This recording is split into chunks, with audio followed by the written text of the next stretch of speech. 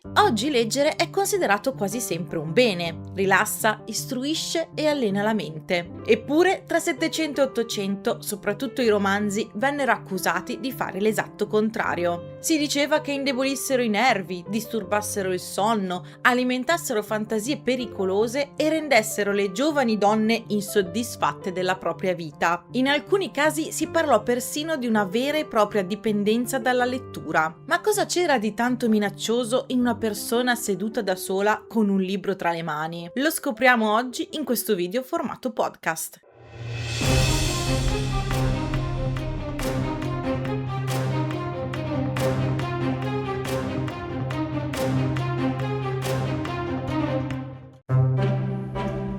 Naturalmente nessuno pensava che tutti i libri fossero pericolosi. I testi religiosi, morali, storici o educativi erano considerati strumenti utili, purché venissero scelti bene e letti nel modo giusto. Il problema cominciava quando la lettura smetteva di servire a imparare qualcosa o a migliorare il carattere e diventava un piacere privato. Nelle famiglie che possedevano pochi libri era normale tornare più volte sugli stessi testi, magari leggendoli ad alta voce e commentandoli insieme. Non era necessariamente un'esperienza solitaria e non prevedeva un flusso continuo di nuove storie da consumare una dopo l'altra.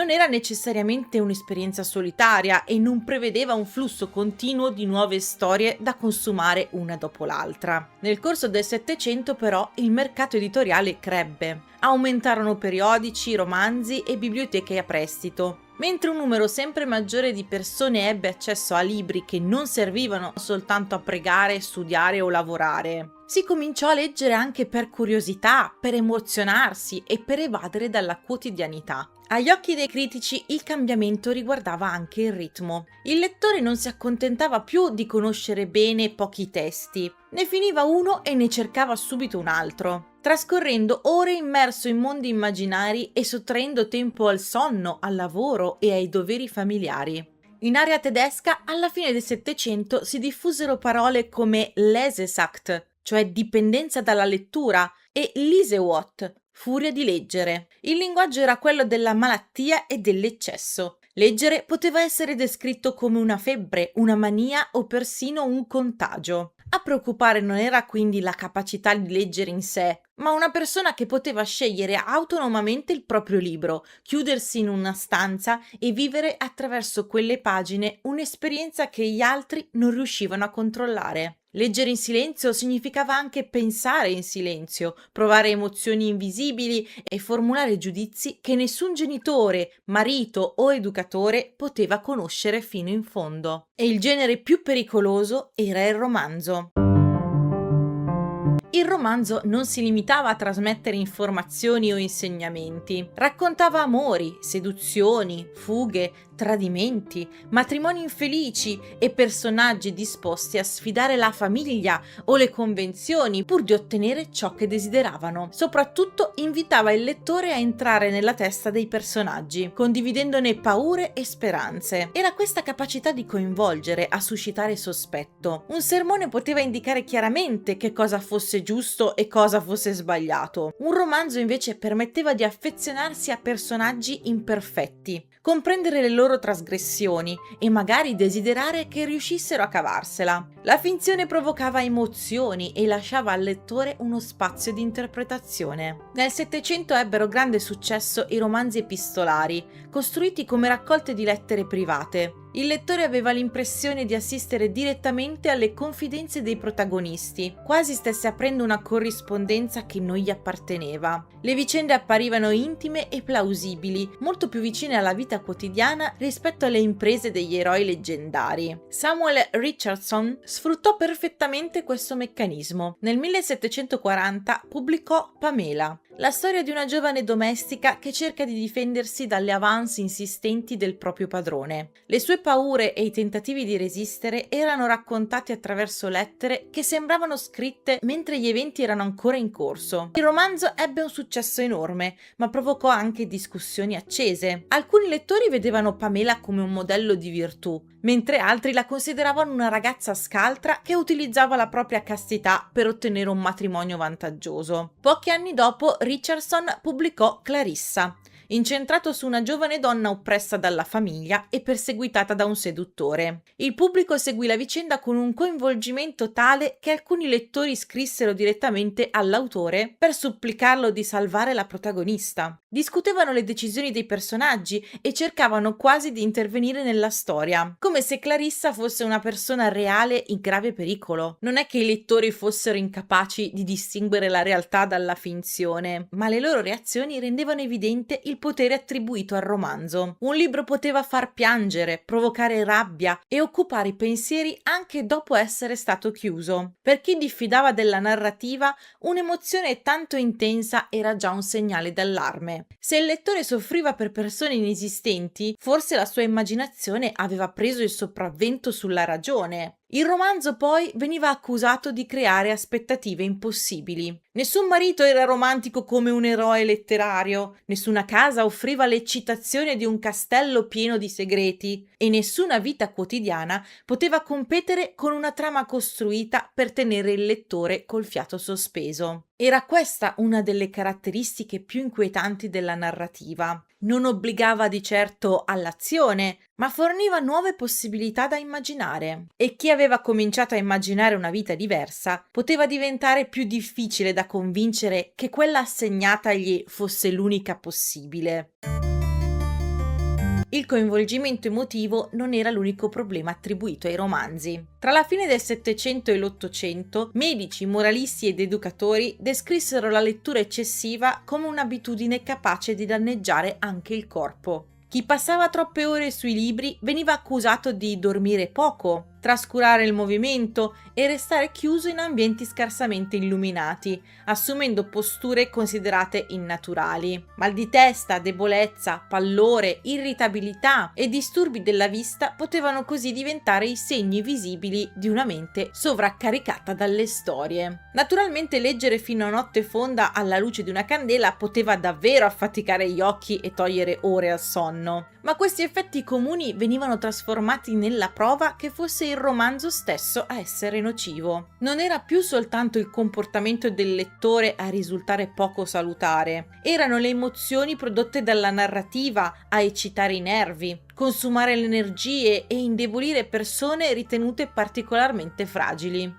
Il linguaggio medico si mescolava continuamente a quello morale. Una ragazza pallida e distratta poteva essere malata perché leggeva troppo, ma anche essere diventata pigra, disobbediente o incapace di concentrarsi sui propri doveri. Il romanzo offriva una spiegazione molto comoda. Invece di chiedersi se quella giovane fosse annoiata, infelice o semplicemente stanca, si poteva attribuire ogni cambiamento alle storie che aveva consumato. Le biblioteche circolanti rendevano il fenomeno ancora più allarmante. Pagando un abbonamento era possibile prendere in prestito continuamente libri nuovi senza acquistarli. I romanzi diventavano accessibili anche a chi non possedeva una grande biblioteca privata e appena terminata una storia se ne poteva procurare subito un'altra. Il problema non era più il singolo libro, ma il bisogno di continuare. Il piacere della lettura veniva descritto con parole che ricordavano la fame, la febbre e l'intossicazione. Era facile dirsi ancora un capitolo e poi smetto, e poi ritrovarsi alle 4 del mattino emotivamente coinvolti nella vita di persone inesistenti. La paura diventava più seria quando si pensava che il lettore potesse imitare ciò che trovava sulla pagina. Nel 1774, con la pubblicazione dei Dolori del giovane Werther di Goethe, l'Europa fu attraversata da una vera moda. Alcuni giovani si vestirono come il protagonista, acquistarono oggetti ispirati al romanzo e adottarono il suo atteggiamento malinconico. Quando alcuni suicidi vennero collegati al libro, si diffuse l'idea che una storia potesse spingere persone vulnerabili a ripetere il destino del personaggio. È difficile stabilire quanti casi fossero realmente riconducibili alla lettura di Werther, ma ciò che conta è la reazione dei contemporanei. Il romanzo non appariva più soltanto capace di far piangere o sognare,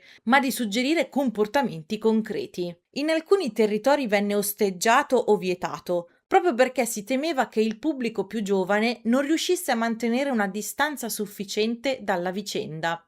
La lettura poteva così essere presentata come pericolosa su due fronti: consumava il corpo, sottraendo sonno ed energie, e riempiva la mente di emozioni e modelli capaci di sopravvivere alla chiusura del libro.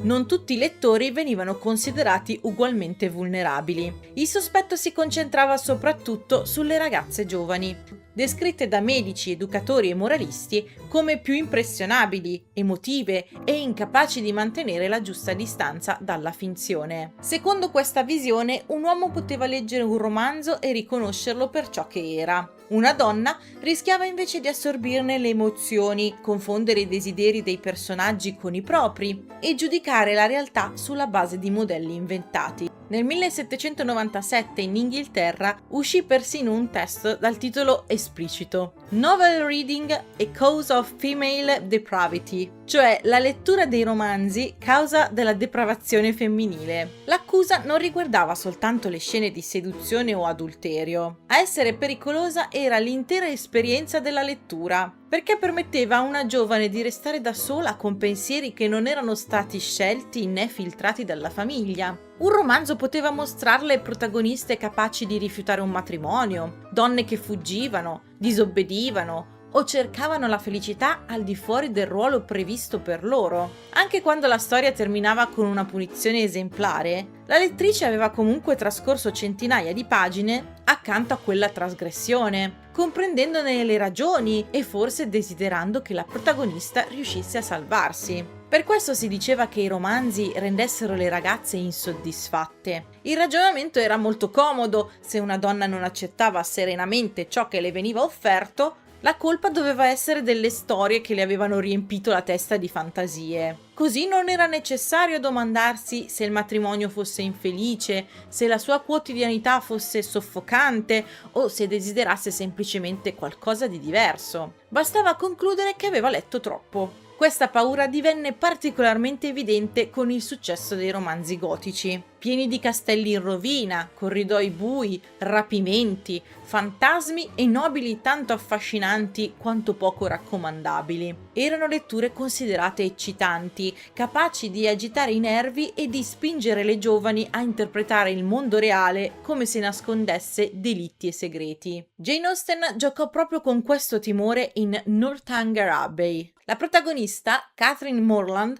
legge talmente tanti romanzi gotici da arrivare in una grande casa di campagna convinta che vi si nasconda qualche storia terribile. Ogni mobile chiuso, ogni stanza vietata e ogni comportamento insolito sembra confermare i suoi sospetti. La Austen prende in giro l'immaginazione della ragazza, ma anche chi disprezzava i romanzi soltanto perché piacevano soprattutto alle donne. La lettrice ingenua compariva spesso anche nelle caricature e nella narrativa satirica, rappresentata mentre trascurava il cucito, ignorava i familiari o lasciava incompiuti i lavori domestici. Il messaggio era chiaro: leggere per piacere sottraeva una donna al tempo degli altri e le permetteva, almeno per qualche ora, di occuparsi esclusivamente di se stessa. Ed era forse questo l'aspetto più difficile da accettare. Una ragazza con un libro sembrava immobile e innocua, ma non era più interamente presente nella stanza, né disponibile a ciò che le veniva richiesto. Poteva trovarsi mentalmente altrove, provare emozioni che nessuno le aveva autorizzato a provare e immaginare una vita diversa da quella preparata per lei. Il romanzo non apriva materialmente la porta di casa,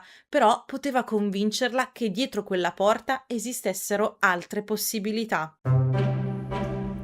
Una volta che si individua il pericolo, arrivano i rimedi. Raramente si proponeva di vietare del tutto la lettura, perché saper leggere restava una qualità utile, ma si cercava di stabilire quali libri fossero adatti, quanto a lungo potessero essere letti e sotto lo sguardo di chi. La soluzione più semplice era scegliere i testi al posto del lettore. Genitori, insegnanti e mariti erano invitati a privilegiare opere religiose, storiche o educative, considerate capaci di migliorare il carattere senza infiammare troppo l'immaginazione. Anche i romanzi potevano essere tollerati, purché proponessero modelli virtuosi, punissero chiaramente i comportamenti sbagliati e non indugiassero troppo su passioni, fughe e seduzioni. La lettura ad alta voce svolta in famiglia appariva più sicura di quella silenziosa e solitaria, perché permetteva agli adulti di interrompere, commentare e spiegare il significato morale della storia. Una ragazza chiusa nella propria stanza poteva invece scegliere da sola su quali passaggi soffermarsi e attribuire al racconto un senso diverso da quello approvato dalla famiglia. Anche il tempo dedicato ai libri doveva essere limitato. Leggere fino a notte fonda a letto o per molte ore consecutive veniva sconsigliato non soltanto per la vista e il sonno, ma perché l'immobilità favoriva, secondo i critici, l'abbandono alle fantasie. Passeggiate, lavori domestici e attività all'aria aperta servivano a riportare corpo e mente nella realtà. Se una giovane sembrava troppo assorta nelle vicende di un'eroina, la cura poteva consistere nel chiudere il libro e affidarle qualcosa di molto meno romantico da fare. Questi tentativi di selezionare, limitare e sorvegliare la lettura incontravano però un ostacolo evidente. Una volta imparato a leggere, era impossibile controllare fino in fondo ciò che una persona ricavava da un testo. Si poteva scegliere il libro, stabilire l'orario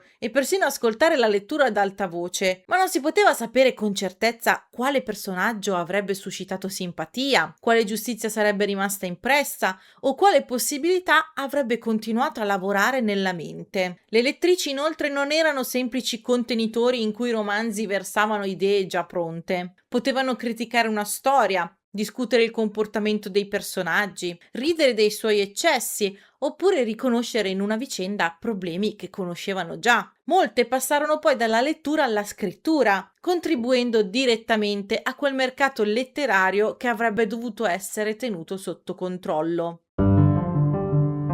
Con il tempo il romanzo smise di essere una novità sospetta. Entrò nelle biblioteche, nelle scuole e nelle case, mentre molti libri un tempo accusati di corrompere i lettori finirono tra i classici. Non scomparve però l'idea che alcune storie fossero troppo potenti per essere lasciate liberamente nelle mani di tutti. Ogni epoca ha individuato nuovi mezzi capaci, secondo i critici, di distrarre i giovani, alimentare fantasie sbagliate e allontanarli dalla realtà. Dopo i romanzi arrivarono i fumetti, il cinema, la radio, la televisione, i videogiochi e infine i social network. Cambia lo strumento, ma tornano accuse molto simili. Crea dipendenza, rovina il sonno, fa perdere tempo, confonde la realtà con la finzione e suggerisce comportamenti pericolosi. Naturalmente non tutte queste preoccupazioni erano completamente inventate. Qualunque attività può diventare eccessiva e le storie possono influenzare il modo in cui interpretiamo il mondo.